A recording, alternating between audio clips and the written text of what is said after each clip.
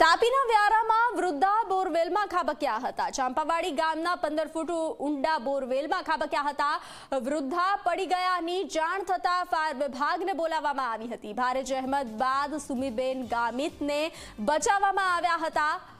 તો ફાયર વિભાગે વૃદ્ધાને રેસ્ક્યુ કરી હોસ્પિટલ ખસેડ્યા છે। વ્યારા હોસ્પિટલમાં વૃદ્ધાની સારવાર ચાલી રહી છે।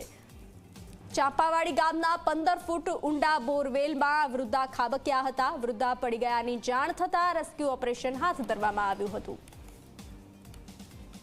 મને જાણ થતાં તાત્કાલિક મેં મામલતદાર સાહેબ તેમજ ફાયરની ટીમ તેમજ મેડિકલ ટીમને જાણ કરી।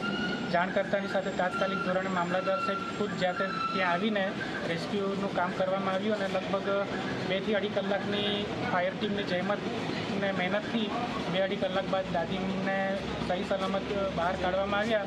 બહાર કાઢીને મેડિકલ ટીમ એમને અહીં રેફરલ હોસ્પિટલમાં લઈને આવ્યા છે અને અત્યારે હાલમાં એમની તબિયત સારી છે।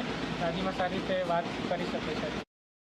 5:30 વાગ્યાની ઘટના બની હતી અને 2 કલાકના ભારે જહેમત બાદ અને સૂઝબૂઝથી વ્યારા ફાયર બ્રિગેડની ટીમના 4 જવાનો દ્વારા એક વૃદ્ધ મહિલાને સુરક્ષિત બહાર કાઢવામાં આવેલ હતી અને રેસ્ક્યુમાં એવું બહુ ભારે જમત હતું કે એમને એક બાજુ અંતમાં એ બેભાન થઈ ગયા હતા, પરંતુ તાત્કાલિક ફાયર બ્રિગેડની ટીમની સૂઝબૂઝથી એને દોરડાથી બહાર ખેંચી લેવામાં આવી હતી અને જીવિત બહાર કાઢી તાત્કાલિક 108માં ડૉક્ટરોની ટીમ સાથે એને સિવિલ હોસ્પિટલ વ્યારા ખાતે ખસેડી દેવામાં આવી હતી અને ત્યાં હાજર તબીબીઓ એને સારવાર કરતા એ વૃદ્ધ મહિલા સુરક્ષિત છે અને હાલ એ સ્ટેબલ છે।